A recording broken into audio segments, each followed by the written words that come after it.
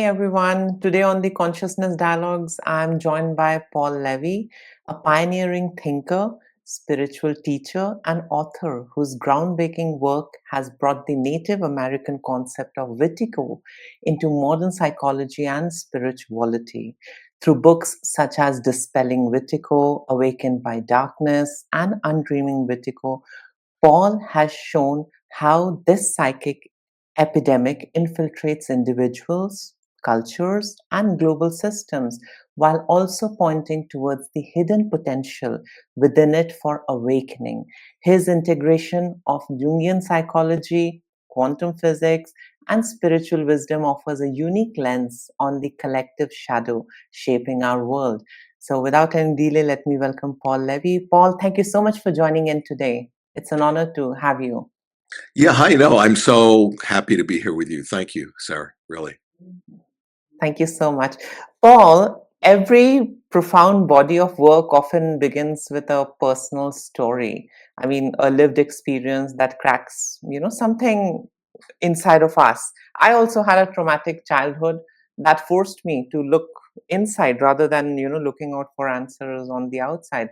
So I often find myself curious about what awakens a person's search for truth. Was there a particular experience, Paul, or Yeah. inner crisis that first set you on this path of exploring the psyche and consciousness so deeply? Yeah, no, I really appreciate that. And no, there definitely was. And just, in essence, I had a really, fairly happy childhood. But then when I was in college and was in, the process of individuating and becoming who I am, that's where the trauma really happened, and without going into the story, I mean, I wrote a 600-page book about it, but it wound up that my father was a really sick person. I mean, I'm not just making this up. He was, an actual criminal, a psychopath, taken over by evil, possessed by a demon, whatever you call it. And people hear that and they think, oh, he's exaggerating or whatever, but no, it having a father like that really empowered me and authorized me to write my books on evil, on Wetiko, on this mind virus. And so the problem really happened when like I said, I was in college. So it didn't happen pre-verbal where I like don't remember. No, I remember unbelievably clearly. And so it just created such enormous suffering for me. I went from being a really happy, healthy, very accomplished, kid to when I was transitioning into adulthood and, graduating college, um, just from these, increasing episodes of abuse where I was realizing that I was a creative person. And before then I was going to be, like a doctor, lawyer. So my father was getting off on my accomplishments. So my father did everything he could to absolutely obliterate that creative impulse in me. But what he didn't realize, it just made it stronger. But it also created this unbelievable trauma and suffering. And so when I was in my early 20s, the trauma really stopped me from living my life. So I just went from being a happy, healthy person to just being completely having this big problem. And I went inwards. I went into my own mind through meditation because that was the only thing that alleviated my suffering. And then after a couple of years of doing that, I was 24 in 1981. I got hit by a bolt of lightning, not from outside, it ignited in my own brain. And I went Mhm. into this complete extreme state where I began to realize, oh my God, we're having a dream. This is a collective dream. And then stuff began happening in my daily life that was completely physically impossible, that could only happen in dreams. But within 24 hours, I was immediately thrown in a mental hospital and told, oh, you're mentally ill. You'll have this illness the rest of your life. You'll need to be on medication the rest of your life.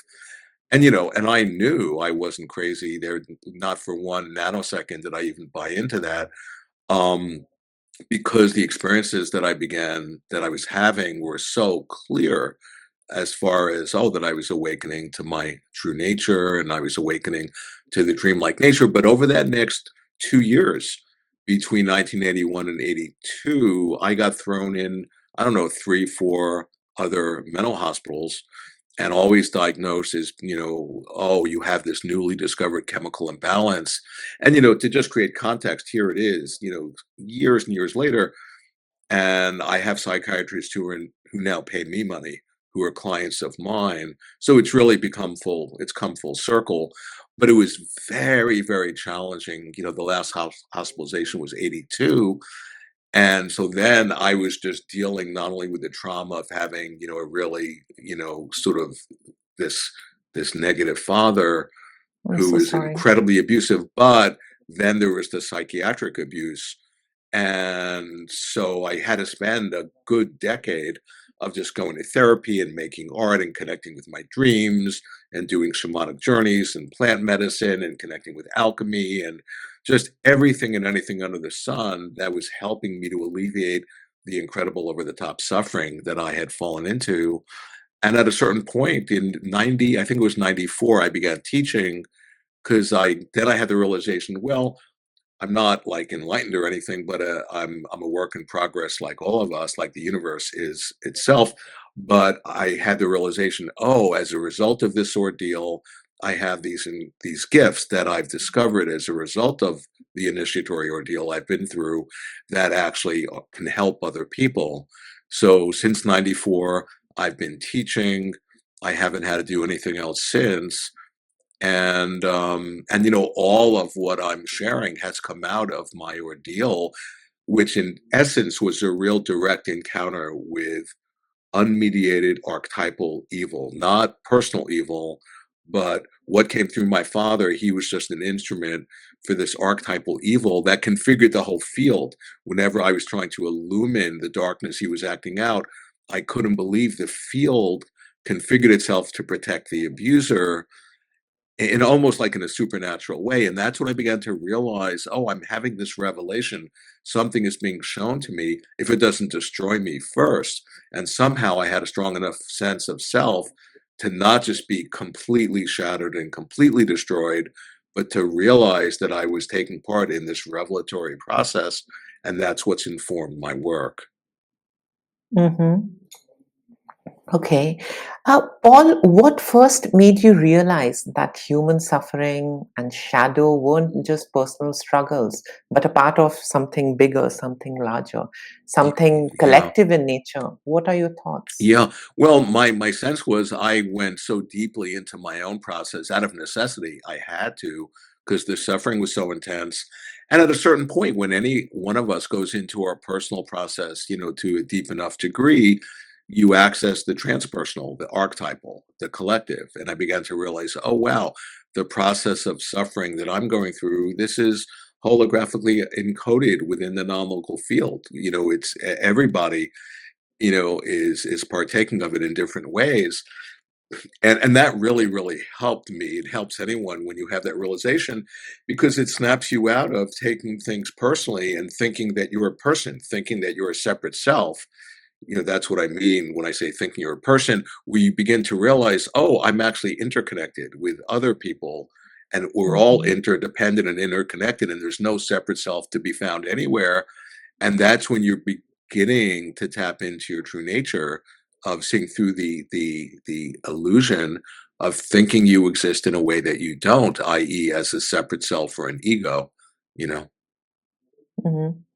True. Paul, your framing of Wetiko as a psychic epidemic has echoes of Jung's collective shadow, yet it extends far beyond it. It's not just limited till there. How would you define Wetiko for those encountering the term for the first time? I mean, like me, for example, Yeah, I'm a yeah, yeah, layman. I don't sure, know much. sure. Yeah, Yeah. yeah. And I'd been, before I came across the term, I'd been tracking this mind virus, and then I came across the Native American. There's a Native American scholar who wrote a book about Wetiko is the way I say it, but you can say it however it feels good for you. And then I began to realize as this scholar was describing this mind virus that, oh my God, that's what I've been tracking in my family, in my father, in the field, in my own mind. And then I began to realize that this mind virus has been being pointed at for millennia. in every single spiritual tradition in the history of this world has been pointing at it, and not just spiritual traditions, but these visionary artists and thinkers and philosophers. We've all been pointing at it. Like, for example, in the Carlos Castaneda book, Carlos's teacher, he doesn't have the name Wetiko. He calls it the predator because it's like a mind virus or a mind parasite. He says this is the topic of topics, or in the apocryphal text of the Bible, they call it the counterfeiting spirit. It impersonates us, it puts us on, which has a double meaning. It fools us, but putting us on like a suit of clothes. It offers us a fake identity. Oh, you're wounded, you're traumatized. And if you identify with its version of yourself, then it has you. And so this Wetiko, it has no creativity at all, but it plugs into our unexpressed creativity. And that's why one of the major antidotes for Wetiko, for the mind virus, is for us to connect with our creative nature. For us to embody being creative and express ourselves creatively.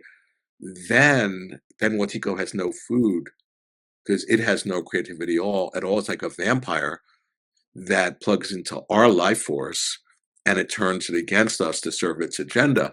But if we're actually actively, connected with our own creative life force and our own creative agency and our own creative power, then it has no currency over us at all.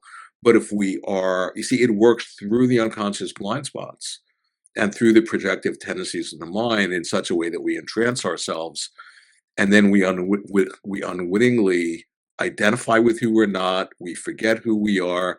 We outsource our creative power. That's a recipe for madness. That's a real thumbnail description of how Wetiko works, and it's so profound.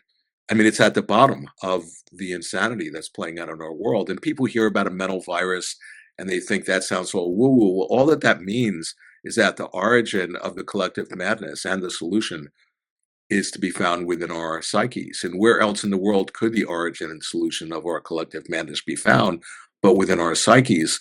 And so what I'm pointing out is that to the extent that we're unconscious and we all have a blind spot, then we can conceive of it. There's this mind virus that will plug into our unconscious energy and our unconscious creativity in a way that serves its sinister agenda as it kills us. And so all that I'm pointing at is, oh, what about if we actually tap into our own resources or our own creative genius and express it constructively, so then it doesn't get outsourced and turned against us in a destructive way. So it's a no-brainer, and I'm not any original thinker. I'm just translating. This has been like in every spiritual wisdom tradition, like I've been saying, for thousands of years. They've been pointing at Wetiko.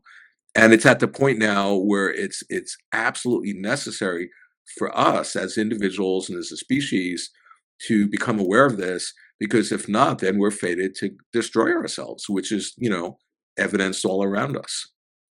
Mhm. Paul, in observing human behavior across history, I have noticed how destructive patterns repeat across societies, culture, and tradition. Now, I would want to know, how does Vertigo manifest within communities and cultural systems? And what are the signs that a group of society is under the influence of what we know as Vertigo? Yeah, yeah, yeah. Well, the thing is, think about it like iterations of a recurring fractal. So the thing about Wetiko, it operates in an individual. And so when we, compulsively are, kind of just enact habitual addictive patterns that aren't serving us, that are actually hurting us, that's an expression of Wetiko, but that gets like an iteration of a fractal that gets played out in our relationships, in our family system, in our community, and in our world, in the body politic of the world. So, the fact of the matter is that, we all are interconnected and interdependent, and the expression of that is compassion. But if in a community, to answer your question more specifically, if any one of us is identified as being a separate self, oh, I exist out here and you're separate, well, then there's fear. You're in others, so there's fear, and fear is the superfood for Wetiko. And then if there's hierarchy, like, oh, I'm the teacher, or I'm the therapist, or I'm the whatever, that opens up the door for abuse of power. And so, unless in a community there's a container to really shed light on all of the unconscious shadow stuff that's getting constellated and played out, then it's just going to get played out unconsciously in a destructive way, in a way that's going to be hurtful, that's going to create separation, and that all feeds Watiko. But, in a real community, I think about in spiritual traditions, they'll talk about there's the mystical body of Christ or the Sangha of the Buddha, where we're all actually having the realization we're not separate. And if I can help you, it helps me because we're not separate. And then if shadow stuff comes up, we're able to really reflect upon it and see, oh, what is it reflecting in me? What part am I playing in the unconscious shadow playing out? Then that's the alchemical container that transmutes. In alchemy they talk about the prima materia, the chaos, the shit, the raw stuff out of which you make the gold. So it's not problematic that there's unconscious shadow stuff, but like what, I'm making a distinction between, oh, where we don't look at it and then it just gets acted out and we're actually unwittingly empowering that shadow, compared to no, we all have shadow, we all have it unconscious. And when that stuff gets played out, if there's an alchemical container, we can shed light on it and own our stuff. And then that same energy that was bound up in animating the shadow is available then for creativity and love and compassion. Mhm. Paul, I have observed many spiritual and psychological traditions speak of shadow or evil, but they often, stop short of naming it as an active, intelligent force in a way. So, do you see Wetiko as purely a psychological metaphor or as an autonomous, a kind of a psychic force that uses Yeah, yeah. human blindness to Yeah, sustain yeah. its No, work? And if that's so, what are the risks of even naming it loud? If you could shine yeah, some yeah, light. yeah. No, that's a great question. And it's a really, I mean, I go into that question really deeply in all my books. And one way of understanding, this mind virus, this Mhm. Watiko, is that, we've all suffered trauma. So say, our species is in trauma. So if I experience a trauma, what happens? Well, by definition, trauma is an overwhelming experience that I can't integrate in my normal way. I can't creatively symbolize it. So then a part of me splits, a part of me disassociates. And to split actually has a double meaning. It means to leave, but it also means to dissociate, to split into two. And if I then don't do my work and integrate that split off part, it develops a seeming autonomy and a seeming independence, as if it has a seeming life or will of its own. And in psychology speak, this is called an autonomous complex. In indigenous terms, it's called a demon. And then it gets dreamed up to be adversarial to, my own, self. And in a way, that's Watiko. So ultimately, in the absolute sense, there is no Watiko. If you were to like, if I were to bring in one of my teachers, because I'm really fortunate having these great enlightened teachers, and I would describe to them, oh, there's a mind virus and it's like a demon, and they would just laugh because they understand that from the absolute dimension, it's all just our own energy and there's nothing out there that's separate from us or for us to be afraid of. But they would also say on the relative level, and you can't just identify with the absolute and just marginalize the relative, they interpenetrate. On the relative level, there are these things, whether you call them demons or autonomous complexes or Watiko, and they need to be related to as if they exist. That's to say that subjectively we experience them as if they're some sort of entity, but we don't want to invest a reality to them and say, "Oh, they really are an entity," because no, ultimately speaking, there's no such thing as these Watiko, as these demons, and yet they can kill us. That's the paradox. You see, they don't even exist. They have no independent intrinsic existence whatsoever, independent from our mind. And yet, if we think, oh, okay, there's no such thing, just like if there's a cholera epidemic in the next town, and if I say, oh, cholera, it doesn't exist, well, then it'll kill me and I'll die, right?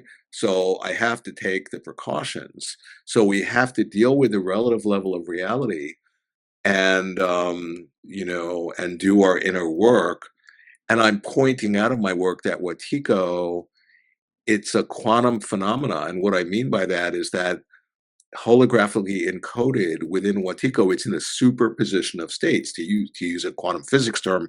And what that means is that it contains both the deepest evil and the source of all of the evil we enact in our minds, relationally with each other, in the world, and holographically encoded in this mind virus is its own vaccine, is its own cure. And not only does it contain its own cure, it's actually helping us to evolve. If Watiko didn't exist, we'd have to invent it.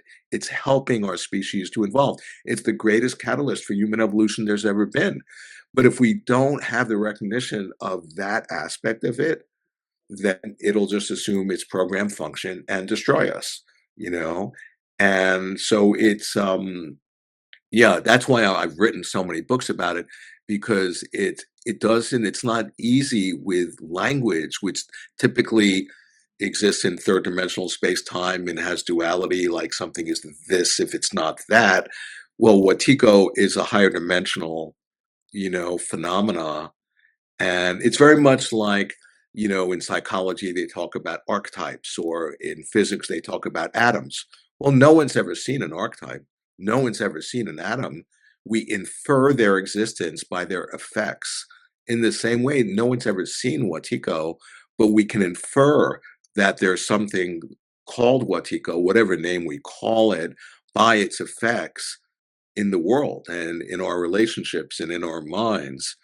And so because, I'm pointing out it's a higher dimensional phenomena, that's why it's not an easy thing to get, to wrap our mind around.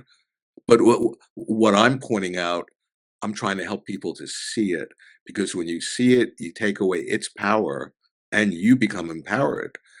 But what Tico, it'll do everything in its power to make itself invisible so that you don't see it.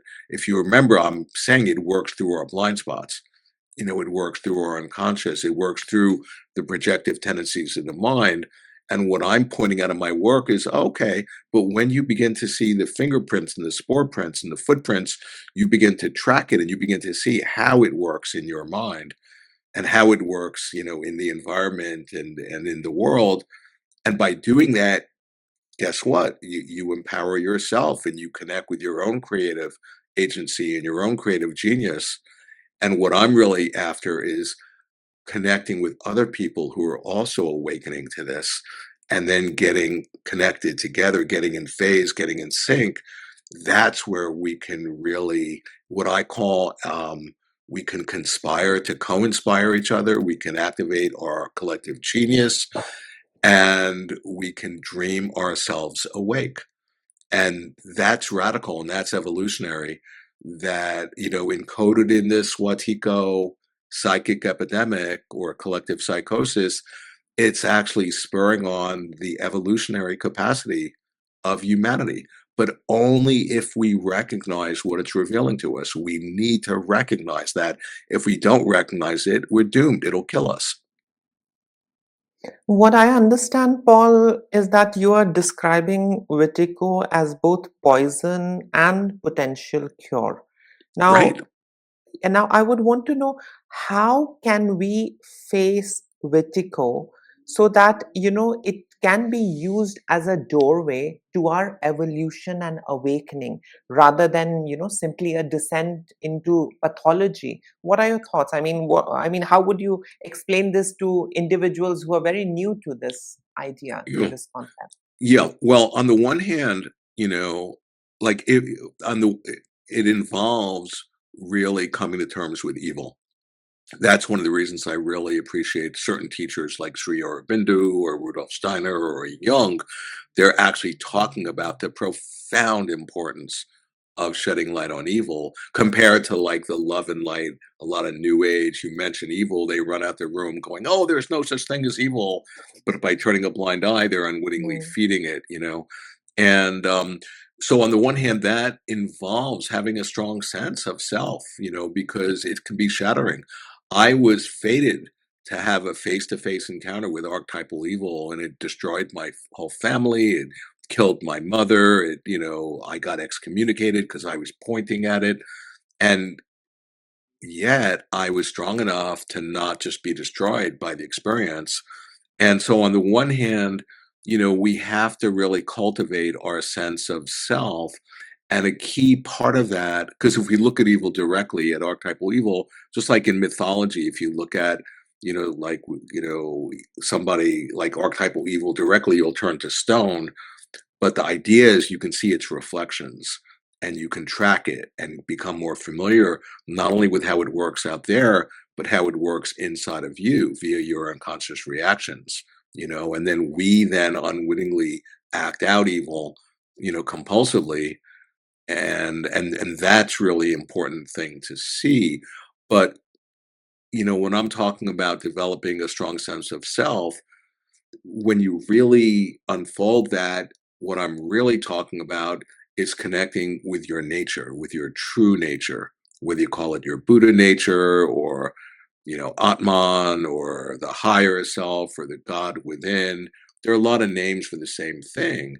And I know for me, that's been profoundly important to the extent that I become more and more familiar. In Tibet, the word for meditation translates as becoming familiar, and so you become more familiar with your nature. And what is your nature? Your nature, first off, it can't be touched by Wetiko, just like a mirror can't be, it's not tainted by a reflection. A dark reflection doesn't dirty the mirror. No, the mirror is transcendent to the reflection. It's always available, it's always pure. The same thing with our nature. So on, the deep really answer is to become familiar with your nature. And then what is your nature? Because it's such a cliche. Oh, just connect with your true nature.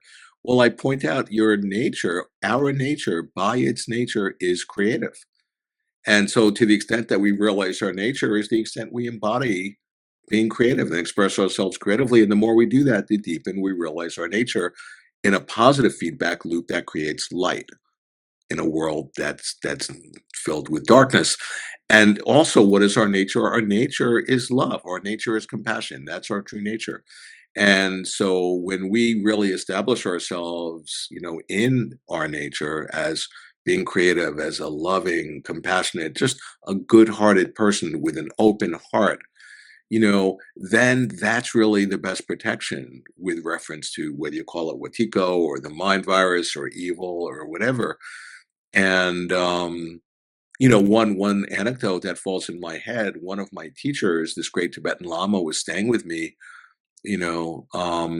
for a little while. This was a few years ago, and then he was meeting with my students, and he happened to mention, oh yeah, there was a point where he had woken up somewhere, and he was staying somewhere, and he was just surrounded by evil.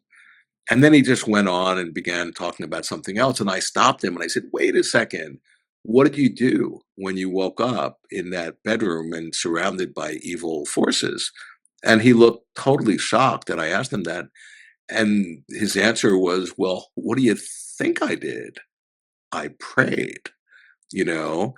And I just thought that was so cool that, he was just in his practice, in his love, in his compassion, that's how he dealt with, his encounter with evil.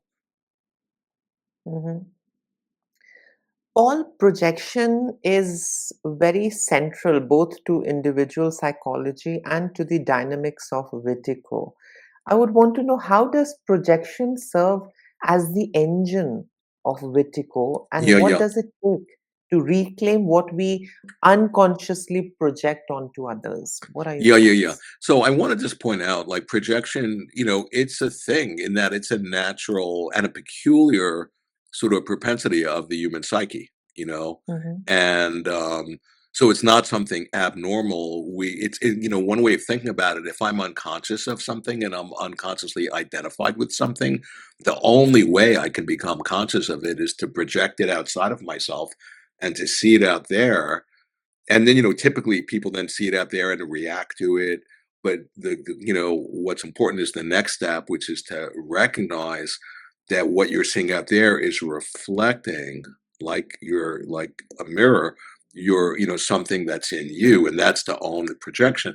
But to project, and particularly to project the shadow, is the underlying psychological dynamic that underlies Watiko, and I can explain how it works. So, say for example, if I'm in a dream, if I'm in a night dream, and say there's a part of me that I don't want to look at, I don't want to own. Well, what happens? I project it out because I want to get rid of it. I want to exterminate it, right? I don't want to see this darker part of myself. So I exterminate it by just projecting it outside and being a dream, which is just a reflection of my own mind. As soon as I do that, into the dream will be some body or group of people, whoever, who will carry my projection. And so say if I project out my own evil or my own shadow, well, then I'm going to dream up somebody who's going to carry and going to embody my shadow. And now I have all the evidence that my shadow is out there because, there it is in front of me. So, what do I do? Well, when I amplify that process, I'm going to try to destroy them.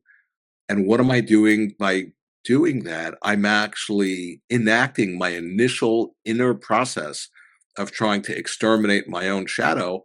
I'm now unconsciously acting out my inner process via the medium of the outer, seemingly outer environment, in this case, the dream. And by doing that, so I'm trying to destroy the evil I see in them. By doing that, guess what? I've actually become possessed by the very evil that I'm trying to destroy. And so that's like a very simple way of describing how shadow projection works. And the key thing is to have the recognition to see when I see that person, say if it's a person that's embodying my shadow. Well, I'm having a reaction. I'm triggered by that because I'm secretly fascinated by it because it's like an elastic band. It's tied to a quality in myself. But all of a sudden, I get triggered by seeing somebody who's embodying my shadow. Well, that's a huge like neon sign going like, what's that in me that's being triggered? So that's where we can do practice when we're getting triggered by somebody or getting irritated or annoyed, that, oh, that's a sign that something in me is being touched. And then if instead of like putting our awareness on the other person who's triggering us, because Watiko works by distracting us and putting our attention outside of ourselves, what if in that moment I shed light on what inside of me is triggered? Then all of a sudden there's an incredible opportunity to become conscious of something unconscious and to potentially assimilate this shadow energy in myself, you know? And so that shadow projection, like in his work, Jung actually calls shadow projection the lie. And who is, just to associate, like doing dream work, who is the liar but the devil? The idea is that shadow projection is the shadow itself in action, you know? And unless we shed light on that, then we're just unwittingly offering ourselves into the hands of darkness, and we're just going to be projecting the shadow out there, trying to kill our own projected shadow, becoming possessed by the very shadow we're trying to kill, and all of that is a total smorgasbord for Wetiko. And it's actually insanity too. Mhm.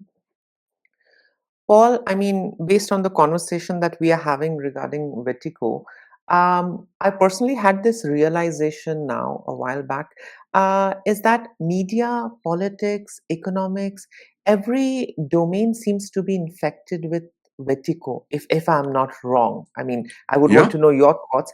And I would want to know, how do you see Vertigo manifesting on a cultural or to say on a global scale?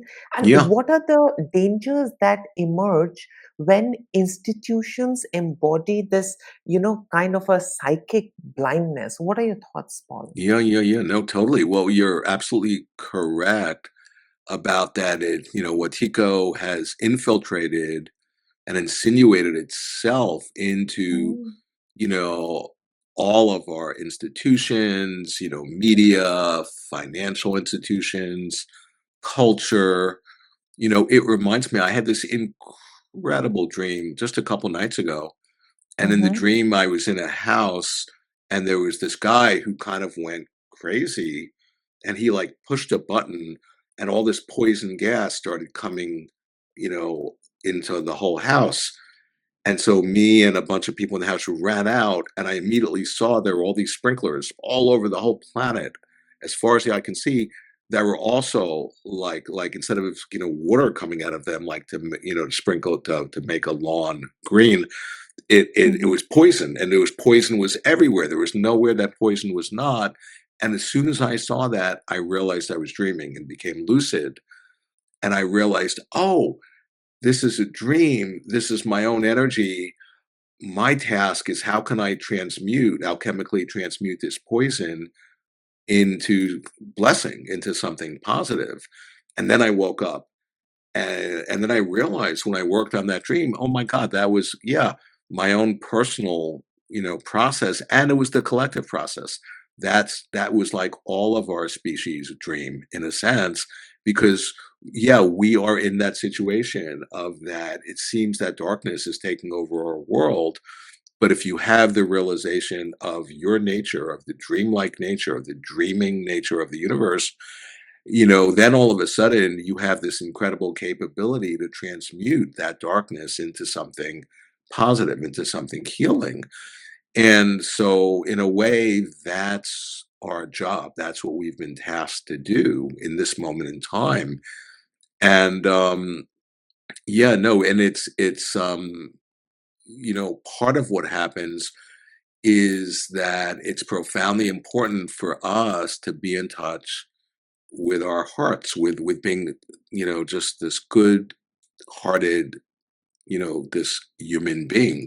Like in indigenous cultures, I think sometimes the highest compliment is when they'll say, "Oh, they've attained the status of a human being, somebody with a soul, somebody with compassion, with love, with empathy, with a good heart."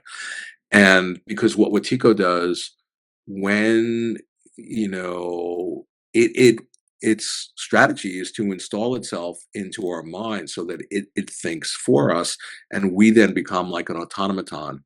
We become programmed, we become conditioned like a robot with no creativity, factored in.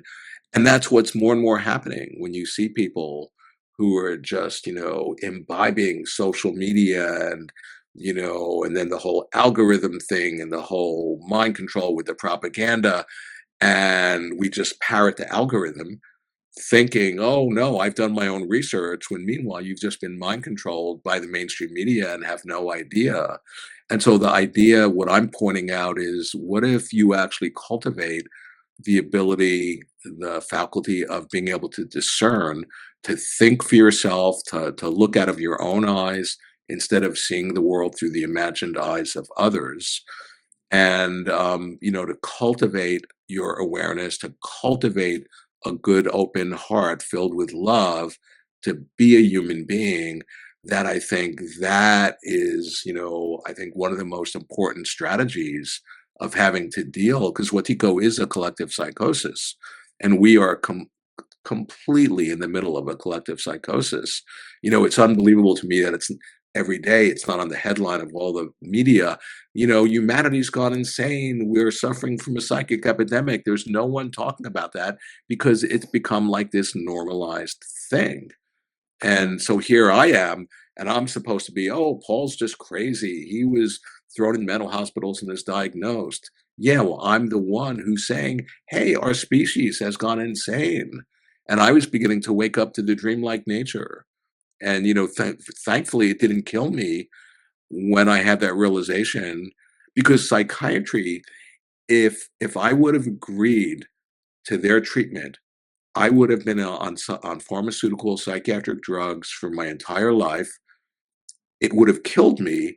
And from their point of view, oh, another successful treatment. Like they experienced me as, oh, I forget what you'd call it, but I didn't subscribe to their treatment, so I was like a problematic patient. But if I would have agreed to their treatment, I wouldn't be here right now. I would definitely be dead or insane. And from their point of view, oh, great, another successful treatment. What's wrong with that picture? You know? True. Paul, you emphasize imagination as more than just creativity. I mean, you suggest that it can be a radical tool for our own transformation. I would want to know, how can individuals use imagination to, in a way, undream Wetiko and Yeah. reshape both personal and our collective reality? Yeah. Well, the thing is, in alchemy, Mhm. the key of the whole alchemical opus is creative imagination. And this is, when you study the work of Jung or William Blake or Swedenborg, they're all prioritizing imagination as interfacing with the divine, you know. And in alchemy, they differentiate between the false imagination and the true imagination. The false imagination is just like, sort of egoic, self-soothing fantasies where, it's just, trying to get us away from our pain or just avoiding being in real relationship with ourselves, where, the true imagination is plugging into that each and every moment of our lives, we are creating our experience of ourselves and of the world. There's no one else doing that to us. We have this incredible agency via how we interpret what's happening to us moment by how we impute meaning on what's happening to create our experience. And that's all, the origin of that is the creative imagination. And, so it's like we have this superhero power, but in our scientific materialist culture, which sees imagination as like a mere nothing, you know, um, so many people have been programmed and conditioned to think that imagination is not real. Where I would point out, no, imagination fundamentally is the most real.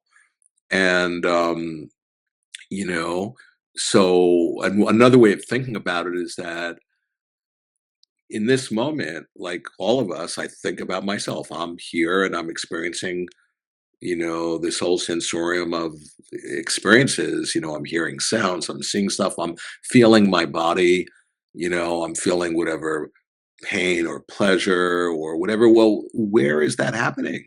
That's all happening in awareness. That you never find any of those experiences without consciousness or awareness being part of it. And that's very much pointing at the dreamlike nature. Because what I'm really pointing out, fundamentally in my work is that the essence of this shared experience we're having right now of being alive on planet Earth, it's exactly, to even say it's dreamlike is a misnomer. It's not like a dream, it is a dream that we are collectively dreaming up into materialization moment by moment.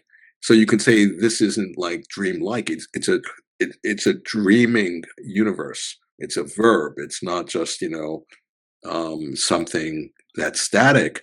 And one very, I think, powerful way of understanding this, what I'm pointing at, because I'm pointing out that we have the power, each one of us, right now, to change the collective dream we're having. And here's a way of understanding it. So just talking about imagination, let's invoke the imagination. Imagine you're in a night dream. And imagine now, first off, what is a night dream? But a night dream is a reflection of your mind. It's this projection of your own psyche. So whatever viewpoint you're holding, whatever's going on inside of you, deep inside of you, is manifesting in, as, and through the dream. So say, for example, if you're holding a particular point of view in the dream, and the point of view is, oh, this universe I'm in is objective, is solid, is separate, is real. right? Well, being a dream and being a dream is a reflection of the mind, then the dream has no choice but to manifest in such a way, giving you all the evidence, confirming your viewpoint that the world you're in, this dream world, is objective and solid and separate from you and real. And now you have evidence confirming the truth, the accuracy of your viewpoint. So you get even more entrenched and more fixed in your viewpoint of seeing the world, the dream world, as objective and solid and separate and real. And the more you see it that way, the more it manifests that way, giving you evidence. And the more evidence you have, the more fixed you become in your viewpoint, ad infinitum. What I'm describing, so that's a self reinforcing feedback loop whose origin is within your own mind. And what I'm describing is that you've just hypnotized yourself by your own creative genius of creating your experience. And that's Wetiko. That's the nature of our experience. That we've all, to the extent that we're asleep, we've, by our own unconscious creative genius, we've entranced ourselves. We've, like in a fairy tale, we've bewitched ourselves. And so here I've woken up to whatever degree I have, because we're all a work in progress. But and I'm trying to transmit this realization, to other people. And as more and more people actually awaken to their own creative genius and their own creative power and their own creative agency and realize, oh, we can hook up together and get in sync and get in phase with each other, like I've been saying, we can literally dream ourselves awake. And that's what all of this is about. And if we don't realize it, then we're doomed to continue to just destroy ourselves. Mhm. Paul, I have a question that can be a little controversial and provocative, and that question is: as a survivor, as a victim of narcissistic abuse in the childhood, and lots of other various forms of abuse, and as a therapist, uh, Paul, your work suggests that Wetiko can be used as a doorway to awakening. But I mean, my question is: isn't there a danger, when we romanticize something so profound and destructive at the same time? And how do we avoid turning Wetiko into a kind of a, what we say, spiritual bypass, where Right. people reframe profound harm as a gift instead of fully confronting it and, facing it? Yeah, yeah, no, I super appreciate that question because I went through, my own version of just horrific abuse, like I haven't had a family for close to 25 years and, I'm so sorry. it destroyed my relationship with my beloved mother and, and all that. And if somebody would have said to me, 40, 30, 20 years ago, oh, it's all a blessing, it's all a gift, I would just be like, just F you, get out of here. And Seriously. but having done, 24/7, I was forced. I didn't have a choice to do my own inner work. And like I'm saying, I'm still, whatever, just evolving and maturing and healing. It's not like I'm any final finished product, but more and more. So I can think about, there were these increasing episodes of horrific abuse, criminal abuse, where, just evil is getting enacted. And I can think about those, like I'm thinking of this one particular example that was the worst of the worst of the worst of the abuse and changed my life forever. I woke up the next day with a fever for a year. And at the end of that year, I was never the same. And I can think about that moment like, oh, that was horrific, which is true. And it was a moment of criminal abuse, which is true. And it destroyed my family, and that's true. And it almost drove me crazy, or it did drive me crazy, and that's true. And it practically destroyed my life. And then I could just go on and what a negative impact it has. And from one point of view, that's true. And yet from another point of view, what if my father, who enacted the abuse, was a high level bodhisattva who played the role he did because higher intelligence knew that I needed to have that level of encounter with evil and horrific abuse to awaken me to my nature and to help me discover my work and connect with my inner guidance and to realize the dreaming nature of reality and to write my books that are helping people all over the world. And what if higher intelligence knew that it needed somebody like my father to play that role, in order to help me to remember who I am?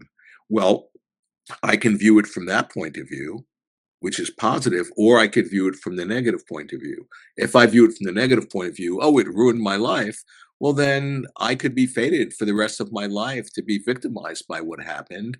And then it would be a total tragedy, or I could view it from that second point of view of, oh, my father really, higher intelligence, this central casting sent him to play this unbelievably unpopular, horrific role because that's what I needed to awaken.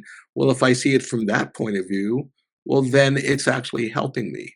But I wouldn't have been able to be in this process 40 years ago, 30 years ago, 20 years. At a certain point, I think I had healed enough or developed a strong enough sense of self to then be able to have the realization, oh, I could view it in a couple of different ways. And the thing which is really interesting, this is where quantum physics comes in, because quantum physics says, oh, yeah, the past and the future are holographically enfolded in the present moment.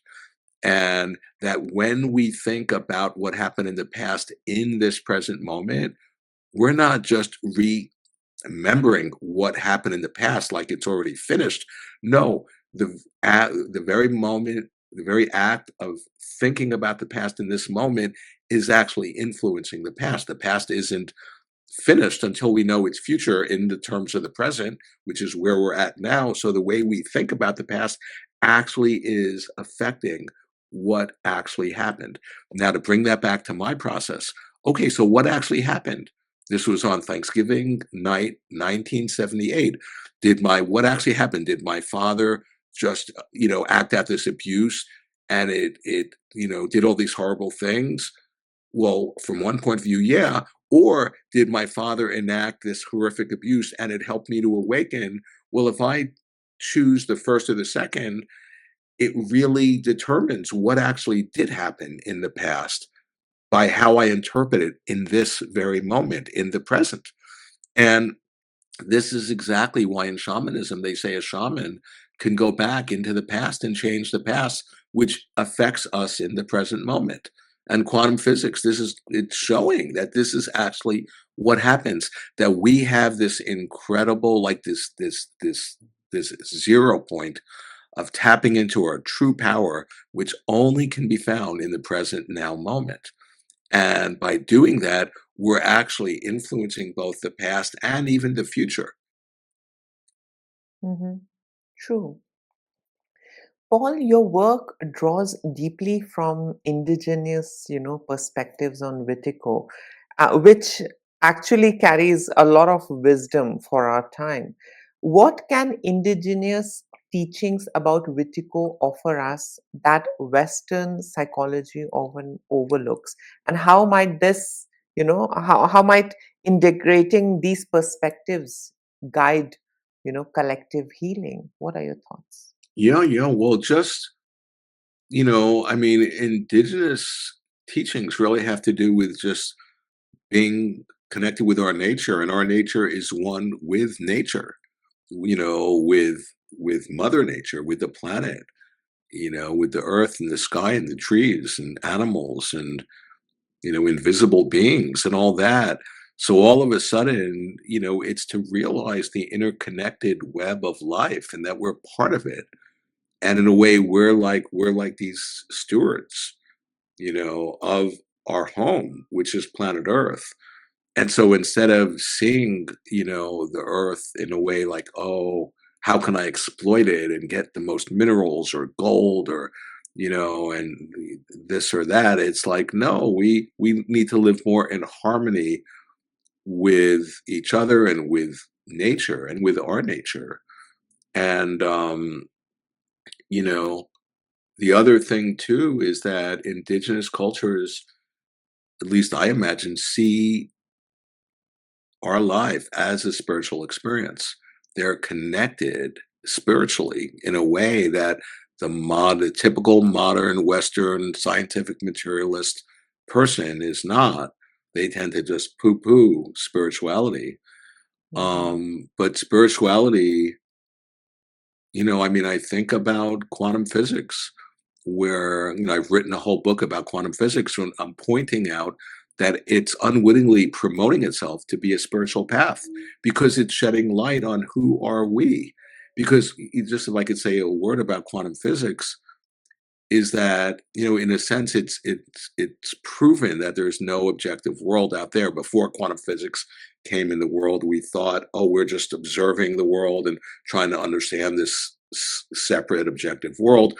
Quantum physics comes along and proves, oh yeah, that's just an idea in your head, that there is an objective world. There's no objective anything, and that the act of observing this world actually influences the world observed, which is a description of a dream, which is pointing at the act of observation as creative. But what that means, if there's nothing objective out there in the world, then what happened to the subject? What happened to me, the observer? If I'm a, sub, a subject, I need an object to be in relationship to in order to be a subject. But if there's no object, then who am I? You see, so quantum physics is promoting itself to shed light on who am I? Who are we? That's what I mean when I say it's promoting itself to be a spiritual path. That's indigenous wisdom. That all of a sudden you discover, oh, who am I? I'm interconnected with everybody else, and I'm interdependent with everybody else, not just other people, but all species, all sentient beings, the environment. And that's a very indigenous understanding. And I feel that, as we more and more tap into that, it's going to be, to our great benefit. Mhm. And before we end today's podcast, Paul, I've got a last question for you. If Wetiko is the shadow we've been dreaming unconsciously, what would a collectively undreamed humanity look like? Do you believe we are capable as a species of, Yeah. Yeah. Yeah. Yeah. of awakening from this psychic Yeah. epidemic? Yeah. And Yeah. what Yeah. does that awakened future look like through your Yeah. eyes, Paul? Yeah. Well, I want to answer that by once again invoking quantum physics, because quantum physics, you see, they were trying to understand what are the building blocks or the microstructure of Mhm. this universe. And the more they went down in scale, they didn't find anything having anything to do with matter. They found consciousness, they found mind. So they came up with this idea called elementary particles. And elementary particles, which are the building blocks of this whole physical universe, they say exist in any and every possible state they ever could at each and every moment until they're observed. And then they will actualize into one particular manifestation, and all the other possibilities vaporize into parallel worlds. And then the next moment, same scenario. We observe, and that infinitude of possibilities, then the wave function collapses into a particular manifestation. And why I bring that up is that quantum physics is saying if one of those possibilities, even if it's ridiculously highly unlikely, and that's a quote of a physicist, it can still manifest this very next moment.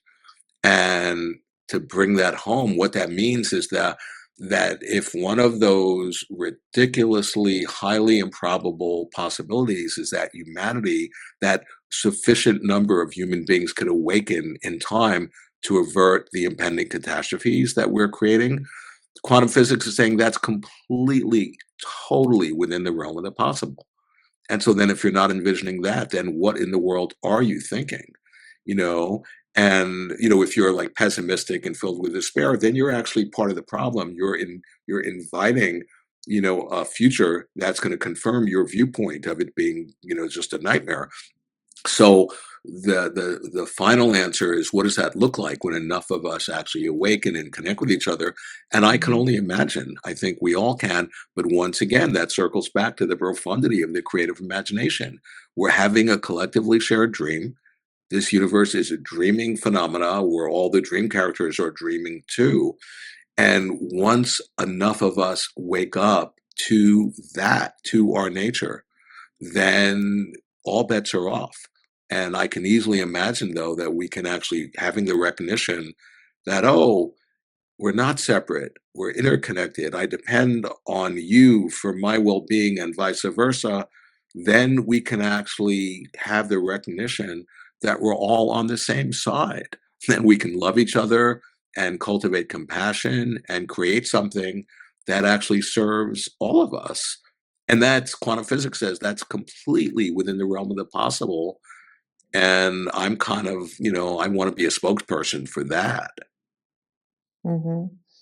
So thank you so much, Paul, for joining today. It was such a wonderful discussion. And I would request, my subscribers to go to Amazon and check out beautiful books written by Paul. I mean, you are going to enjoy. If you're a curious person, if you're searching, if you want to learn more, please check out his books on Amazon.